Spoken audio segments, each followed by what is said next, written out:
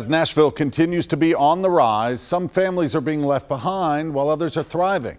Tonight, as News Channel 5's Chris Conti explains, there is an effort underway to document both the pros and cons of Nashville's growth. It is not hard to see that Nashville's skyline is changing.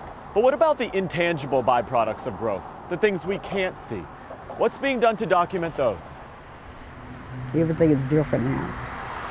Surrounded on all four corners, Rita Nolan has no other choice but to embrace the change around her. It's really amazing, I lived this long to see this. She's fine with Nashville's growth, except, of course, for the traffic. The traffic is awful. But in a city growing every which way, what's being done to take stock of that change?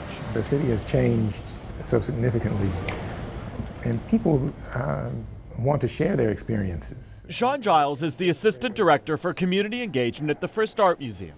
He's also a Nashville native. Seeing this change has been surreal in some regard. In an effort to document daily life in the IT City, the First is starting a new exhibit called Connect, Disconnect. The growth of Nashville has maybe left some people behind. All of the exhibit's pictures will be submitted by the public. The goal is to document the potential for disconnection between people and socioeconomic classes as the city adapts to record growth. We forget that somebody 2 miles down the road is having a totally different experience here in Nashville. Over the last few decades, life in Nashville has changed dramatically, and it's still changing.